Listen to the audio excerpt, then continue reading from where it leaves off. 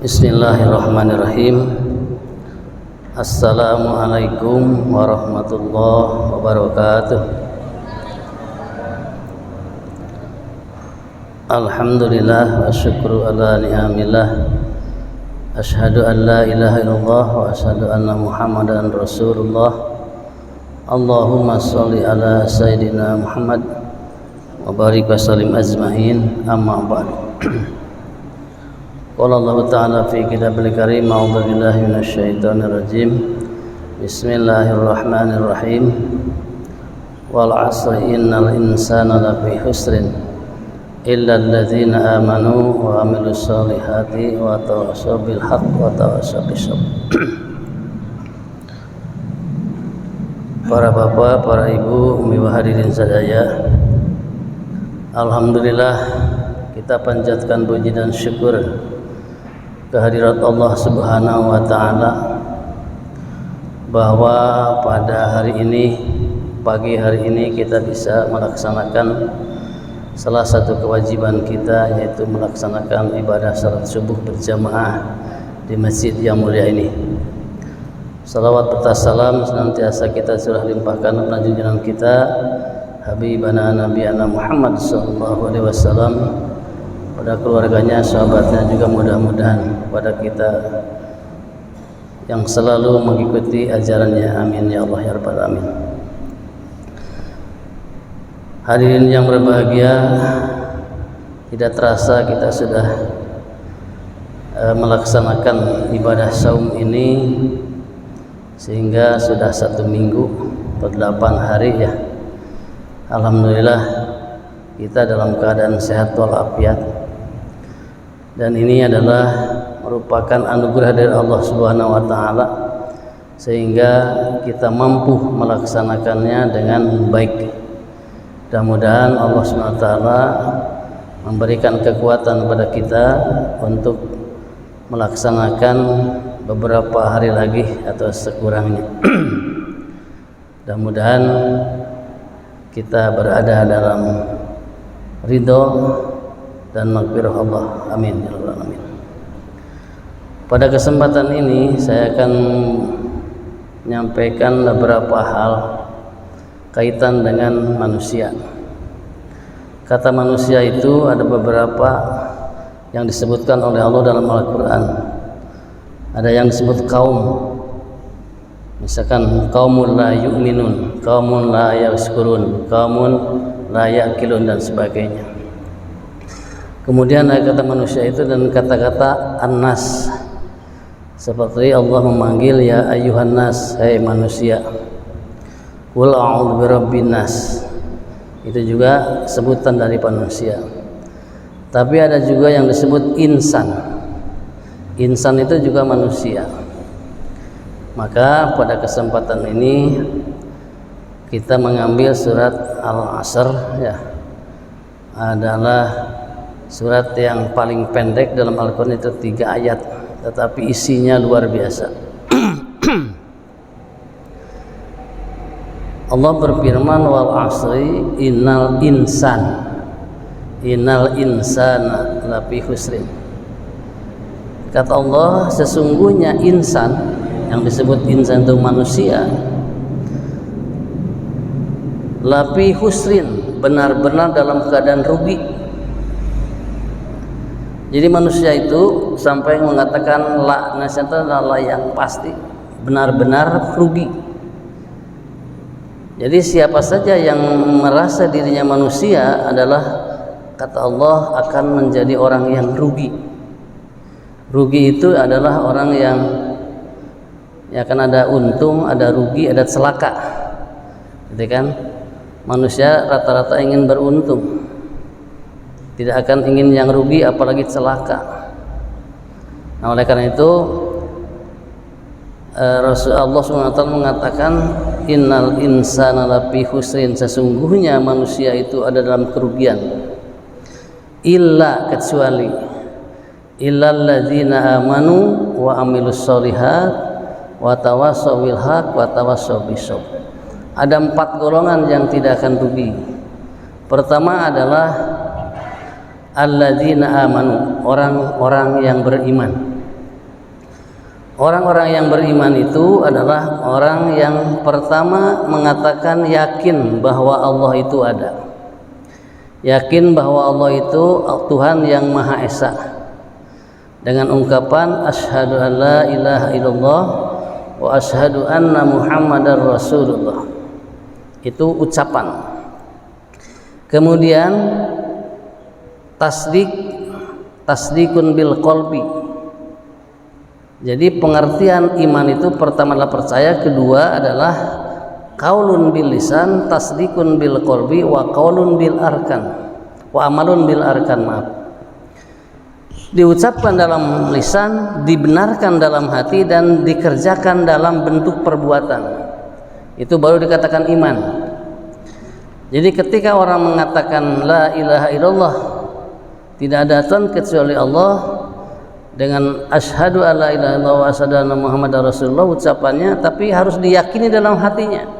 Yakin bahwa Allah itu adalah satu, yakin bahwa Allah ini adalah benar-benar Tuhan yang Maha Esa.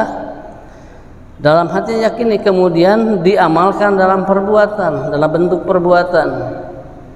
Ketika Allah mengatakan aqimus shalah, dirikan salat, maka dikerjakan salat itu. Bagaimana mengerjakan salatnya? Maka Rasulullah mencontohkan bagaimana salat, karena dalam Al-Quran secara garis besar saja, secara detailnya adalah Rasulullah SAW sebagai pelaksananya. Cara dan bagaimana segala macamnya adalah caranya dicontohkan oleh Rasulullah SAW. Maka dia lakukan. Ketika Allah merintahkan puasa, kutiba alaikumusiyam, diwajibkan atasmu puasa, maka lakukan puasa. Bagaimana caranya? Rasul mencontohkan. Itu kan? Ketika Allah mengatakan wa mimma razaqnahum yunfikun, infakkan sebagian rezekimu, bagaimana caranya? Rasulullah mencontohkan. Bahkan infak ini adalah oleh Allah Subhanahu wa taala dijamin, ya. Dijamin oleh Allah Subhanahu wa taala minimal ketika seseorang melakukan kebaikan, maka dibalas oleh Allah 10 kali kebaikan. Masalul ladzina yunfikuna fi sabilillah, man jaa bil hasanati falau asru amsalihha. Siapa orang yang bikin satu kebaikan akan dibalas 10 kali kebaikan oleh Allah. Itu jaminan Allah. Kemudian masalul ladzina yunfikuna, nah ini adalah sampai 700 kali lipat. Masalul ladzina yunfikuna fi sabilillah kamasal habatin anbatat sab'a sanabila fi kulli sunbulatin mi'atu habbah. Diumpamakan orang yang berimpak dalam jalan Allah itu adalah seperti 7 butir. Yang 7 butir itu adalah menumbuhkan 100, maka 700 kali lipat. Jangan khawatir. Nah, ini adalah perintah Allah Subhanahu wa taala. Karena apa? Yakin bahwa Allah adalah ada dan memerintahkan untuk itu, maka kerjakan dengan anggota kita. Itu baru orang yang beriman. Kedua adalah yang tidak akan rugi adalah orang yang wa'amilus sholihat, orang yang melaksanakan amal soleh. Amal soleh itu adalah hampir identik dengan apa yang dilakukan oleh orang-orang yang beriman, yaitu melaksanakan aktivitas atau kegiatan yang diperintahkan oleh Allah dan dicontohkan oleh Rasul. Kemudian dilakukan dengan ikhlas. Wa ma umiru illa liya'budullaha mukhlishina lahuddin. Jadi dicontohkan dan harus dilakukan dengan ikhlas. Maka ketika ada perintah Allah Subhanahu wa taala kemudian dicontohkan oleh Rasul, maka lakukan oleh kita secara ikhlas. Itu namanya amal soleh. Kalau ada perintah Rasul dilakukan dan perintah Allah dilakukan, contoh Rasul dilakukan tapi tidak ikhlas, itu tidak akan jadi amal soleh. Bahkan kesana adalah akan tidak dapat apa-apa karena tidak ikhlas itu. Seperti puasa kita benar-benar kita ikhlas karena Allah, maka ketika niat waktu awal pertemuan kita ini adalah niat benar-benar dengan kata imanan wahtisaban. Puasa ini kita lakukan dengan iman dan ihtisab karena Allah Subhanahu wa taala semata. Ya. Sebab kata Allah di dalam hadis qudsinya bahwa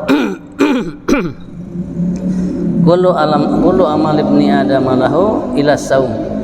Setiap pekerjaan manusia adalah untuk dirinya, ila saum, kecuali saum, kecuali puasa. As-saumu li wa ana azzabihi. Puasa itu adalah untuk Allah, kata. Wa ana azzabihi, dan aku adalah yang membalas pahalanya. Makanya insyaallah ya, puasa ini yang tahu adalah hanya kita dengan Allah.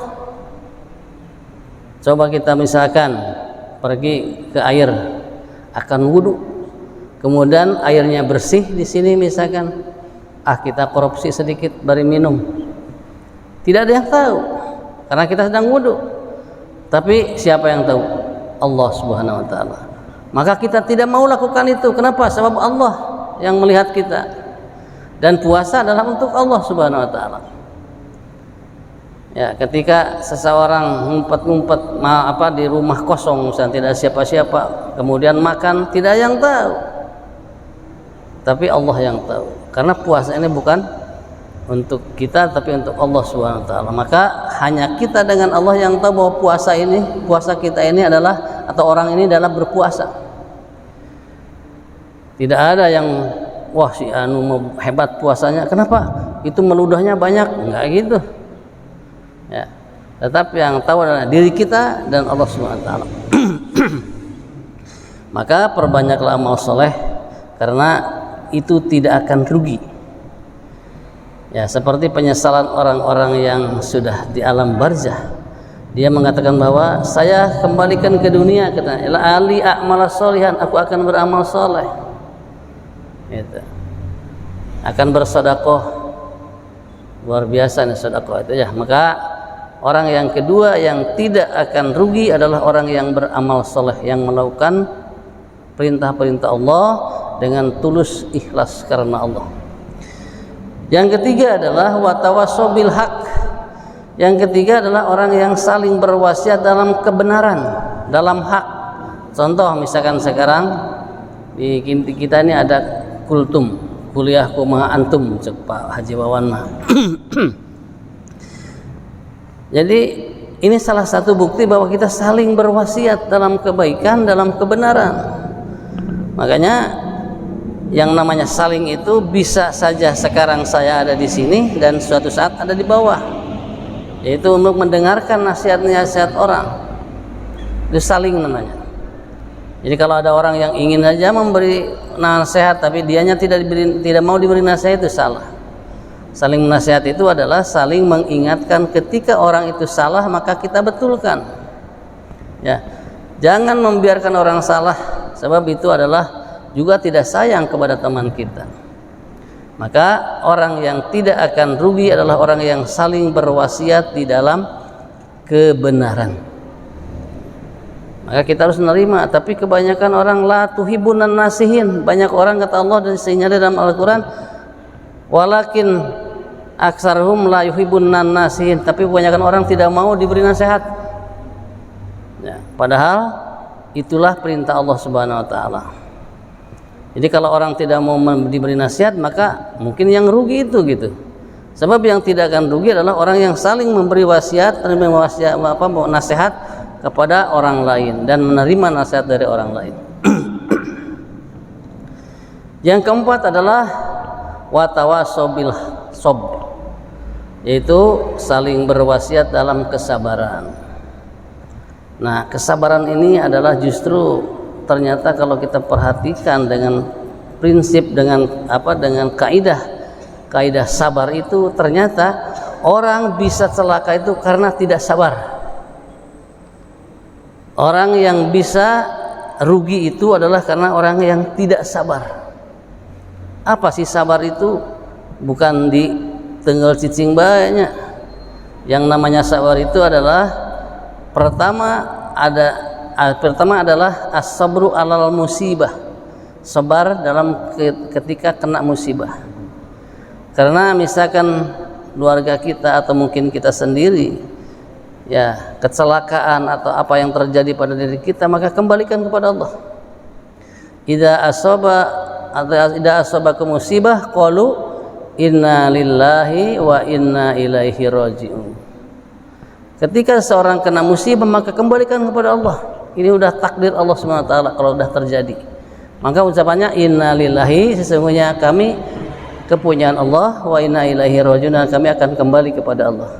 Kenapa ketika ada orang meninggal kita mengucapkan inna lillahi wa inna ilaihi rajiun? Bahkan itu yang terasa bahkan hanya itu gitu. Ketika ada seorang celaka, wah kecelakaan ya teman kamu tuh, inna lillahi, jangan inna lillahi, udah belum mati. Nah, ternyata yang namanya inna lillahi wa inna ilaihi rajiun itu kepada orang yang mati saja, tidak kena musibah. Kenapa? Apakah mati musibah? Musibah mati itu ya. Maut itu adalah musibah, musibah bagi diri seseorang, bahkan disebut kiamat bagi dirinya. Kenapa? Tidak bisa beramal lagi. Jangankan beramal ya, bicara aja nggak bisa. Maka diucapkan inna lillahi wa inna ilaihi rajiun. Itu yang pertama. Jadi yang pertama sabar itu adalah as-sabru alal musibah. Ya, kita harus sabar ketika kena musibah, kembalikan kepada Allah. Mungkin Allah akan memberikan sesuatu dari musibah itu gitu. Sebab Allah yang tahu. Kadangkala sesuatu yang berat bagi kita atau jelek bagi kita ternyata baik akhirnya. Bisa begitu. Kadangkala dianggap baik tetapi jelek akhirnya. Karena itu maka kita kembalikan kepada Allah. Sebab kita adalah diciptakan oleh Allah dan akan kembali kepada Allah. Yang kedua, sabar itu adalah as-sabru ala ta'ah. Ini sebenarnya yang kadangkala mencelakakan orang. As-sabru ala ta'ah, sabar ketika kita melaksanakan taat. Ya, ketaatan kepada Allah kan, misalkan sekarang subuh kita pergi dari rumah padahal tunduk keneh. Sabar we orang bari mangkat. Gitu. Kenapa? Sebab ini perintah Allah dan pahalanya luar biasa. Ya, subuh itu kata Rasulullah SAW, seandainya manusia tahu kehebatan keutamaan sholat isya dan sholat subuh, maka dia akan datang kepada masjid atau kepada tempat sholat itu adalah walau habwan, walaupun merangkak. Luar biasa. Sebab kenapa? Sebab salat subuh itu disaksikan oleh Allah dan malaikat. Inna kanal fajri kana masyhuda, innal fajri kana masyhuda. Sungguh salat fajar itu, salat subuh itu adalah kana masyhuda, disaksikan. Maka kalau orang sudah terbiasa melaksanakan subuh gitu ya, kemudian tidak, maka kita asa ruginya luar biasa. Sebab kata Rasulullah tadi, ya siapa yang tahu keutamaan salat subuh maka akan datang salat walaupun sambil merangkak. Pernah enggak kita merangkak ingin salat subuh? Enggak kan? Kalau sehat saja nyeri seketik, aduh hoream ya ada nyeri, sakit misalkan. Nah ini adalah luar biasanya bahwa melaksanakan ketaatan itu kalau tidak sabar maka tidak akan sampai. Ya, puasa diperintahkan oleh Allah Subhanahu wa taala min tulil fajri ila ghurubi syamsi, dari mulai terbit fajar sampai terbenam matahari. Kita sabar. Bisa melakukan sesuatu di luar di siang hari tapi karena sabar. Ya. Kemudian sholat yang 5 waktu ya, itu kalau tidak dilakukan dengan sabar, wah berat ya. Makanya sabar kita melaksanakan ketaatan kepada Allah SWT. Kenapa ketika Nabi Ismail akan disembelih oleh ayahnya, yaitu Nabi Ibrahim, dia mengatakan bahwa semoga lakukan if'al matu marusatajidun insyaallah minas sabirin. Coba begitu. Kerjakan Abah. Silakan aku sembelih. Semoga kita menjadi orang yang sabar. Coba. Sabar dalam melaksanakan ketaatan kepada Allah, karena Allah yang memerintahkan supaya Nabi Ismail itu disembelih oleh Nabi Ibrahim. Dia mengatakan itu. Coba lihat dalam Al-Quran adalah satajiduni insyaallahu minas sabirin. Semoga kita menjadi orang yang sabar. Artinya lakukan walaupun berat gitu. Kenapa? Karena kesabaran tadi. Maka dilakukan dengan penuh kesabaran karena memberikan perintah Allah tadi. Ternyata Allah punya maksud lain. Tidak disembelih, tapi diganti dengan seekor gibas yang besar, bidibhin adim, kata Allah Subhanahu wa taala. Yang ketiga, yang terakhir ini, sabar itu adalah as-sabru anil maksiat. Sabar dalam menjauhi maksiat. Nah, maksiat sekarang itu sebenarnya luar biasa. Ya, mungkin pada tahu kalau kita mengunduh internet sekarang itu adalah dibuka internet, macam-macam kan kemaksiatan. Bahkan bisa diakses kemaksiatan itu dalam HP ya. Luar biasa sebenarnya, gampang itu. Tapi kenapa tidak mau melakukan? Karena kesabaran. Sabar, jangan melakukan itu gitu. Karena itu adalah dilarang oleh Allah Subhanahu wa taala. Jadi melaksanakan menjauhi sesuatu yang maksiat, yang durhaka, maka itu adalah merupakan kesabaran. Ya. Sabar tidak dilakukan walaupun gampang. Sabar ya, menjauhinya karena kita menjauhinya karena kesabaran. Inilah mungkin ya yang akan menyelamatkan manusia dalam kerugian. Sebab kalau orang-orang yang rugi itu adalah tidak mempunyai amal apa-apa. Makanya supaya kita tidak rugi, maka pertama kokohkan keimanan kita ya, untuk selalu melaksanakan perintah-perintah Allah dan yakin kepada Allah. Jangan kita berpikir kita besok makan apa katanya. Ya, tetapi bagaimana anak cucu kita dan kita, bagaimana setelah kita meninggal, mata buduna mimba di apa yang kau mau sembah setelah aku tidak ada. Ya, jangan bagaimana kau makan apa setelah aku tidak ada. Yang dipesankan seperti itu. Yang kedua adalah amal soleh. Insya Allah ya banyak sekali sarana-sarana untuk amal soleh itu. Bahkan dalam Islam yang namanya amal soleh itu senyum saja udah menjadi amal soleh, udah menjadi sedekah. Tabassumuka ila ahika sedekah. Senyummu terhadap saudaramu adalah sedekah. Kalau kita tidak punya uang, banyak senyum aja bu. Ya, kita ketemu dengan teman, kenapa ngono hehehe, sedekah, seperti itu kan? Insya Allah ya, sedikit itu aja ketika itu. Artinya apa? Kita harus baik dengan sesama manusia. Ya, jangan kita mempunyai musuh. Jangan kita dengan orang itu merasa tidak aman. Yang ketiga adalah saling berwasiat dalam kebaikan. Ya, yang keempat adalah saling dalam kesabaran. Insya Allah kita dengan kesabaran kita sekarang juga kan, setelah sholat subuh sabar kita berada di sini beberapa menit kan, itu melakukan thalabul ilmi itu luar biasa. Ya, Bu, maka tetaplah istiqomah, ya, tetaplah selalu mengharap ridho Allah, tetaplah kita berada dalam lindungan Allah. Mudah-mudahan Allah memberi taufik dan hidayah kepada kita.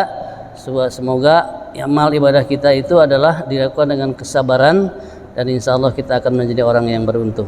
Wallahu a'lam bishawab. Subhanakallah bihamdika asyhadu an la ilaha illa anta astaghfiruka wa atubu ilaik. Assalamualaikum warahmatullahi wabarakatuh.